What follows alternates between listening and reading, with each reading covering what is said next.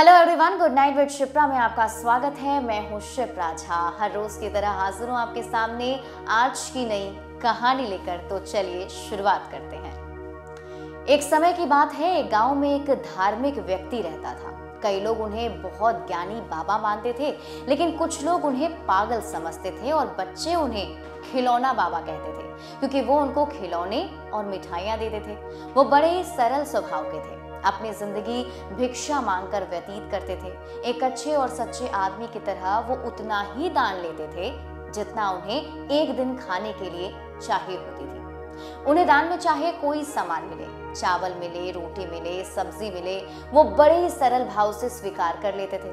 उन्होंने ना कभी किसी से धन मांगा और ना ही कभी धन की इच्छा भी रखी। किसी ने अगर दिया तो वो स्वीकार भी नहीं की। वो अपने जीवन में काफी संतुष्ट थे, लेकिन वो जब भी भिक्षा मांगने जाते तब वो खाने की सामग्री के साथ साथ खिलौने और मिठाइयाँ भी मांगते थे। जो उनका आदर करते थे वे कभी भोजन के साथ साथ खिलौने और मिठाइयाँ भी उन्हें देते थे। फिर वो बाबा खुशी से उन सारी चीजों को एक बड़े थैले में डाल देते और गांव के बच्चों में बांट देते थे। वो इतने शांत और अच्छे स्वभाव के थे कि वो जहां भी रहते वहां एक दिव्यता झलकती थी।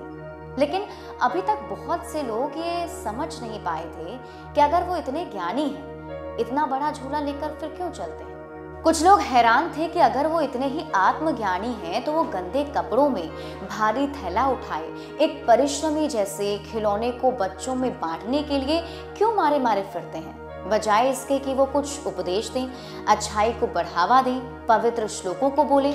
ऐसा ही होता है ना, साधु बाबा तो यही करते हैं। सब हैरान थे कि आखिर वो ऐसा क्यों करते हैं। एक दिन बरगद के पेड़ के नीचे कई सारे लोग बैठकर ताश खेल रहे थे और तभी वो बाबा वहां से गुजर रहे थे। तो लोगों ने तंज कसते हुए उनका मजाक उड़ाने के मकसद से कहा, कृपया हमें भी कुछ ज्ञान प्रदान करें ताकि हमें भी आत्मा का कुछ बोध हो। हमें यकीन है कि आपके इस बड़े से झूले में अवश्य ही कोई वेद की किताबें हों। साधु ने अपना थैला जमीन पर गिरा दिया और कहा, बस यही। उन्होंने कहा, यही आत्मा का बोध है। हाँ, मैंने आपको समस्त वेदों का सार बतला दिया है।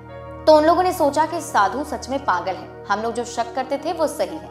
लेकिन उन लोगों में से एक आदमी बुद्धिमान था, तो उसने पूछा कि इसका क्या मतलब है, एक थैले के गिरने से वेदों के सारे ज्ञान का मतलब। साधु बोला, ये थैला जिसे मैं उठा रहा हूँ एक बहुत बड़ा भार है। अब मैंने इसे गिरा दिया, अब मैं स्वतंत्र हूँ, सब कुछ यही है। आप भी अपना थैला गिरा दो, झूठ मूठ के भार को उठाकर मत जियो।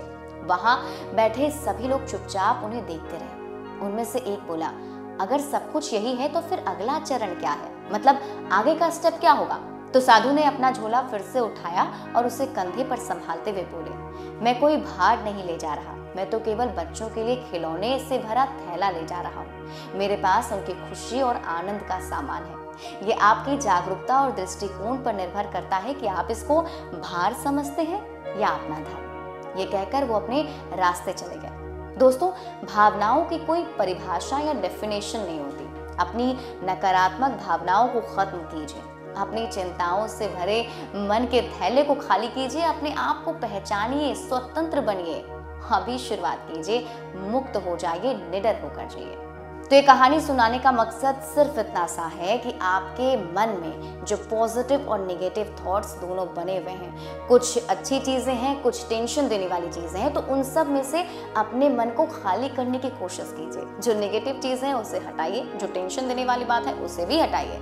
अपने मन को थोड़ा हल्का कीजिए, जो भार आप उठा रहे हैं उसे थोड़ा कम करने की कोशिश कीजिए। पॉजिटिव थॉट के जरिए अपनी यात्रा की फिर से शुरुआत कीजिए। फिर देखिए आपकी जो लाइफ की जर्नी है वो कितनी फर्राटेदार और अच्छी हो जाएगी। कैसी लगी कहानी मुझे कमेंट करके जरूर बताइएगा। ज्यादा अपडेट के लिए आपको जुड़े रहना है लाइव सिटीज के साथ। और अभी तक अगर आपने हमारा यूट्यूब चैनल सब्सक्राइब नहीं किया तो सब्सक्राइब कर लीजिए। ये वीडियो अगर आप फेसबुक पेज पर देख रहे हैं तो पेज को लाइक कीजिए। साथ ही साथ आप हमें ट्विटर पर फॉलो करना मत भूलिएगा। और गुड नाइट विद शिप्रा के और भी स्टोरीज सुनने के लिए आप लाइव सिटीज के यूट्यूब चैनल पर जा सकते हैं। वहां पर आपको ढेर सारी कहानी और भी मिल जाएगी। जाते जाते शिप्रा की ओर से गुड नाइट विशेस।